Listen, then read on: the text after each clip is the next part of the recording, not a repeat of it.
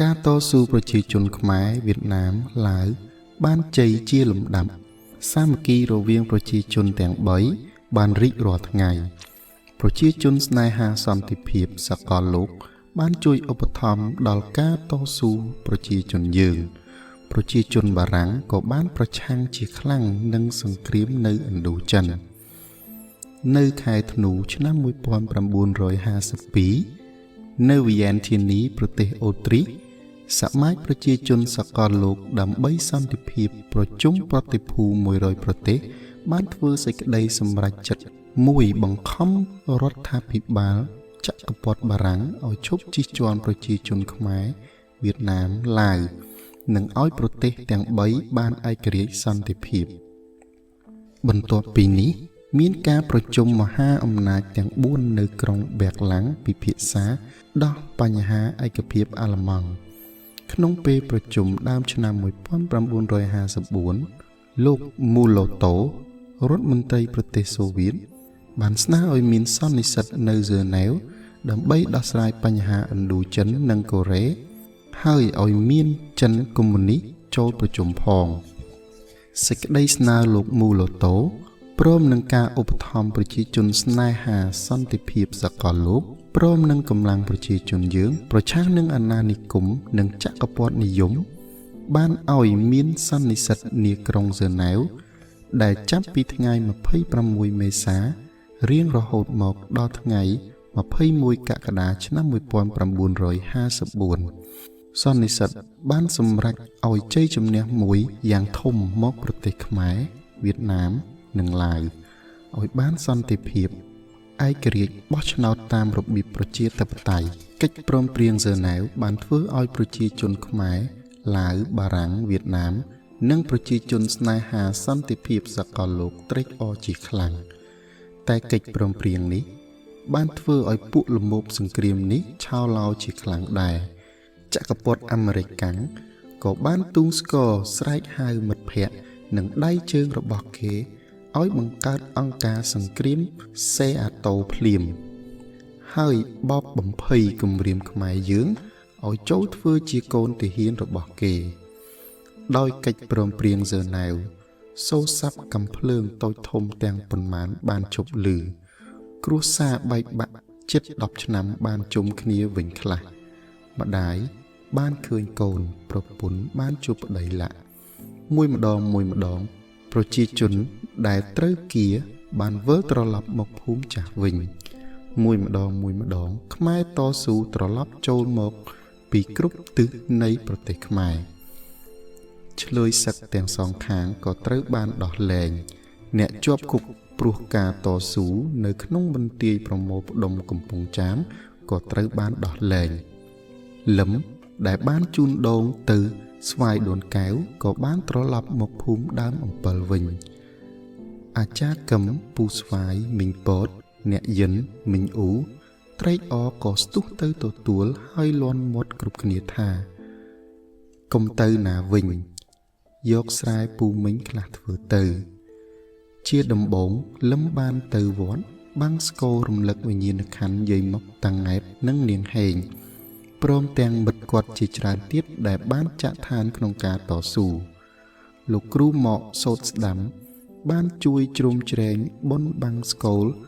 យ៉ាងអូឡារិកហ្សឺណែវសន្តិភាពក៏បានបើកឲ្យពូផាន់ត្រឡប់មកឃុំគោកចំបក់វិញគាត់ចេញចូលពីភូមិមួយទៅភូមិមួយដើរពន្យល់ប្រជាជនថាអាលឹមក្បត់ជាតិមកហើយវាមុខជាជាប់គុកមិនខានទេកុំស្ដាប់កុំជឿវានិយាយឲ្យសោះពួកវាស្អីក៏ហ្សឺណែវដែរមួយថ្ងៃឮតែពង្រឹងពង្រីកឯករាជ្យអព្យាក្រឹតសន្តិភាពឮថាកិច្ចព្រមព្រៀងយោធាខ្មែរអាមេរិកអាក្រក់ចូលកុំស្ដាប់វាឲ្យលងខ្លួនតាមវាតិចថាផាន់មិនប្រាប់កុំបោះឆ្នោតឲ្យពួកវាឲ្យសោះសុទ្ធតែអាក្បត់ជាតិអាកុម្មុយនីសព្រោះតែវាបំផ្លាញជាតិដូចនេះហើយបានជាបេក្ខជនពួកវានៅកំពង់ចាមត្រូវចាប់ឃុំអាលឹមគង់តែដល់វេនចូលគុកទេពួកវានេះហើយដែលដុតត្រាបញ្ជីឃុំយើងហ ហើយបានពាត់បាញ់ខ្ញុំនិងប៉ូលីសនៅទួលគោកត្រោះពួកវានេះហើយដែលបានដេញខ្ញុំឲ្យរត់ចោលតំណែងមេឃុំរត់ទៅពួននៅភ្នំពេញហ្សឺណែវសន្តិភាពបានបំភ្លឺប្រជាជនខ្មែរឲ្យភ្ញាក់ឲ្យយល់នយោបាយក្នុងស្រុកនិងក្រៅប្រទេសឆន្ទៈសន្តិភាពនិងអព្យាក្រឹតភាពបានចាក់រាល់នីតិយ៉ាងជ្រៅនៅក្នុងមហាជនស្រីបានមានសិទ្ធិដូចបុរសអ្នកស្រុកនៅឃុំគោកចំបក់បានភ្ញាក់រលឹកស្រឡាញ់នយោបាយអព្យាក្រឹតនិងចេះរួបរวมពិភាក្សាគ្នាការបង្កើតសហករណ៍នៅក្នុងឃុំ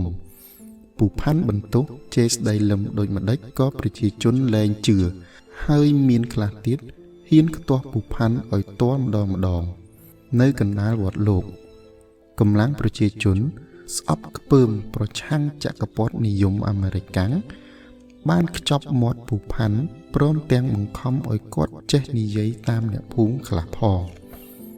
យើងត្រូវរួមសាមគ្គីគ្នាយើងត្រូវបំភ្លេចរឿងដើមចោលលឹមឯងខុសខ្លះពូក៏ខុសខ្លះយើងឈប់ជេរគ្នាពួកលឹមឯងមិនឈរឈ្មោះធ្វើបេក្ខជនសភាខេត្តទេនៅឃុំយើងនេះលឹមឯងជួយមែនតែនតែលោកហុងឈ្នះស្រេចហើយគាត់ប៉ិនអែបជើងគេណាស់កាលជប៉ុនគាត់ស្អិតជាមួយជប៉ុនហើយឥឡូវបែបត្រូវជាមួយអាមេរិកកាំងណាស់ជាដាច់ខាតពូប្រឆាំងនឹងនយោបាយអាកាំងដែលអូសទាញយើងចូលសេអាតូតែចំពោះអ្នកគ្រូគូរស់ហ្សឺណែវបានឲ្យអ្នកអព្រួយបារម្ភលាយចម្រុះគ្នាម៉ឹងដែលបានលាអ្នកទៅមិនឃើញត្រឡប់មកវិញសោះម៉ែឪម៉ឹងបានចាំយូរឆ្នាំ2ឆ្នាំអស់សង្ឃឹមក៏ប្រាប់អ្នកគ្រូគូរស់កុំឲ្យនៅចាំម៉ឹងទៀតតែអ្នកគ្រូគូរស់មិនបានដាច់ចិត្តភ្លាមទេអ្នកចេះតែនឹកចេះតែមើលសម្បត្តិម៉ឹងដែលទុកឲ្យអ្នកកាលពីពេលចេញទៅអ្នកដើរស៊ើបសួរដំណឹងម៉ឹងរាល់ថ្ងៃរាល់ខែឆ្នាំ1955កន្លងឆ្នាំ1956មកដល់សាមគ្គីភាពរវាងប្រជាជនខ្មែរបានចម្រើននយោបាយអព្យាក្រឹតប្រជាជនខ្មែរបានលើកទង់ជាតិខ្មែរឲ្យល្បីល្បាញពេញសកលលោកចក្រពត្តិនិយមអាមេរិកកាំងប្រឆាំងហើយដើរគ្រប់មធ្យោបាយជ្រៀតជ្រែកបំបែកខ្មែរឲ្យបែកបាក់សាមគ្គីរវាងបកនិងបករវាងសមាជិកនិងសមាជិកក្នុងបកប្រទេសកុម្មុយនីសបានជួយឧបត្ថម្ភនយោបាយអព្យាក្រឹតខ្មែរប្រទេសសហភាពសូវៀតប៉ូឡូញឆេកូស្លូវ៉ាគីយូហ្គោស្លាវីបានទទួលតំណាងប្រជាជនខ្មែរហើយបានរៀបចំដាក់ទូតទៅវិញទៅមកសេចក្តីអស់សង្ឃឹមបានទុកកន្លែងឲ្យសេចក្តីសង្ឃឹមអ្នកពេជ្រនារីបងជីដូនមួយអ្នកគ្រូគូរស់បានដល់គូអាពាហ៍ពិពាហ៍បានរៀបចំធ្វើដោយរីករាយនៅខែពិសាខនៅថ្ងៃព្រឹកចូលរោងបរិមម្នាក់បាននាំសម្បត្តិមួយច្បាប់ជូនមកអ្នកពេជ្រនារីមានសេចក្តីថាសូមគោរពអ្នកបងនារីខ្ញុំស្ដាយជាខ្លាំងដោយមិនបានមកការអ្នកបងនៅថ្ងៃនេះសូមផ្ញើសម្បត្តិនេះ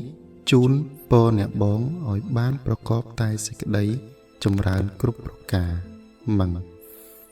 សម្បត្តិនេះបានធ្វើឲ្យថ្ងៃចូលរោងកាន់តែរីករាយសប្បាយទ្វេដងអ្នកគ្រូគូរស់អ្នកពេជ្រនារីម៉ែឪម៉ឹង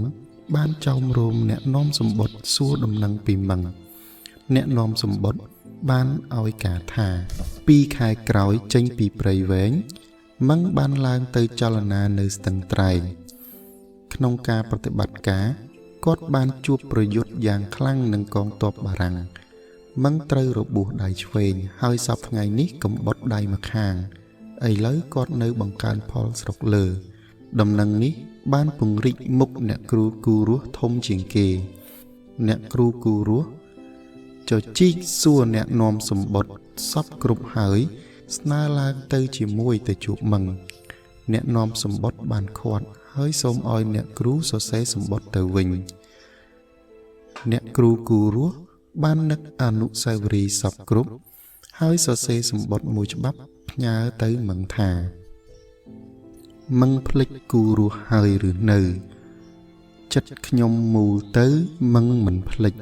សម្បត្តិក្រោមពូកខ្ញុំមើលរិចលាក់ទុកមិនភ្លេចក្នុងហៅប៉ៅមើលញឹកវែងនឹកថែមចង់ជួបចង់រួមចង់រួបចង់តាមទៅតែដោយមិនដឹងមឹងដើរទៅជ្រកនៅព្រៃភ្នំរនាមណាទើបតែថ្ងៃនេះបានដំណឹង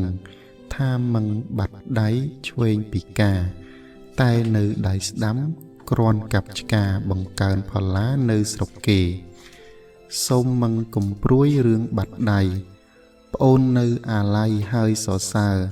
ស្រឡាញ់មឹងឯងគ្មានអ្វីស្មើហើយខ្ញុំសូមស្នើមឹងមកផ្ទះគូរស់រំលងមួយខែក្រោយ